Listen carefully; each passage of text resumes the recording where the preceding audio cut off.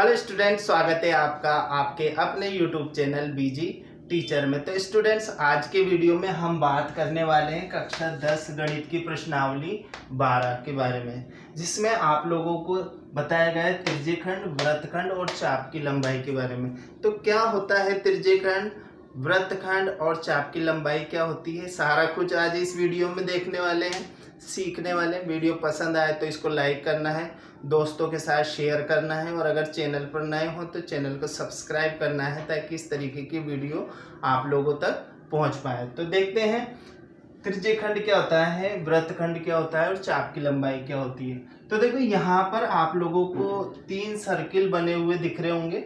Circle मतलब वृत्त, तो वृत्त में ही ये त्रिज्यखंड, वृत्तखंड और चाप की लंबाई होती है। तो सबसे पहले बात करें अगर हम त्रिज्यखंड की, तो आप लोगों को पता है कि कोई अगर वृत्त है और उसमें केंद्र से इसकी परिधि को मिलाने वाली एक रेखा है, ठीक है, रेखा कह लो, रेखाखंड कह लो, बात एक ही है। तो वृत्त के केंद्र से परिधि को मिलाने वाला जो रेखाखंड है वो वृत्त की क्या कहलाती है, त्रिज्या कहलाती है।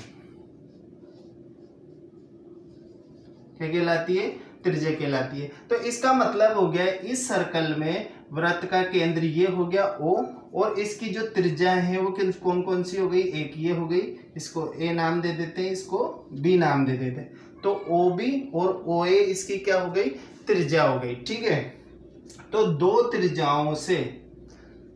त्रिज्याओं द्वारा किसी वृत्त का जो क्षेत्रफल घेरा जाता है उसको अपन क्या बोलते हैं, त्रिज्यखंड कहते हैं, ठीक है।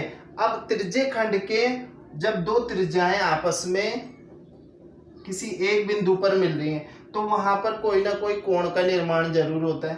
तो जो कोण का निर्माण होता है, तो इसका मतलब मान लो कि यहाँ पर थीटा कोण बन रहा है। कौन सा कोण बन रहा है, थीटा कोण बन रहा है। अब हमें इस जो त्रिज्यखंड है, त्रिज्याओं द्वारा जो क्षेत्रफल घेरा गया है, इसका क्षेत्रफल निकालना है। तो हम क्या करेंगे, हम देखेंगे कि एक बिंदु के चारों तरफ कितने डिग्री के कोण बनते हैं, 360 डिग्री के। तो मान लो कि ये वाला जो भाग है उसका अंश कितना हो गया, थीटा अपॉन 360, ठीक है। इस वाले का जो थीटा बना रही है ये दोनों त्रिज्याएं, उसका अंश हो गया थीटा अपॉन 360। अब हम बात कर रहे हैं एरिया या क्षेत्रफल की, तो आप लोगों को इसको पाई आर स्क्वायर से गुणा कर देना, क्योंकि जो वृत्त का क्षेत्रफल होता है वो होता है पाई आर स्क्वायर। तो पाई आर स्क्वायर में से हम एक छोटा हिस्सा, यानी कि पूरे वृत्त में से हम एक छोटा हिस्सा काट कर निकाल रहे हैं। तो इसका मतलब ये हो गया कि पाई आर स्क्वायर में से हम थीटा बाई 360 डिग्री से मल्टीप्लाई कर देंगे तो हमारा जो हिस्सा है ये आ जाएगा। तो इसका मतलब ये हो गया कि pi R square theta upon 360 degree, ये क्या हो गया, वृत्त का क्षेत्र, वृत्त त्रिज्यखंड का क्षेत्रफल हो गया। अब इसी तरीके से वृत्तखंड की बात करें तो यहाँ पर आप लोगों को एक सीधी लाइन दिख रही होगी, ये केंद्र है वृत्त का, ये वृत्त हो गया, ये केंद्र हो गया, और ये ए बी इसकी क्या हो गई, जीवा। क्या हो गई, जीवा। जब जीवा किसी वृत्त को दो हिस्सों में बांटती है ना, तो वो क्या कहलाते हैं, वृत्तखंड कहलाते हैं। बड़ा हिस्सा दीर्घ वृत्तखंड कहलाएगा, दीर्घ, और छोटा हिस्सा लघु वृत्तखंड कहलाएगा। अब दीर्घ वृत्तखंड और लघु वृत्तखंड का क्षेत्रफल निकालने के लिए एक अलग फार्मूला इस्तेमाल करते हैं, लेकिन उसको क्या है, थोड़े टुकड़ों में इस्तेमाल करते हैं। जैसे इस केंद्र को हम इस तरीके से डिवाइड कर देते हैं, ठीक है।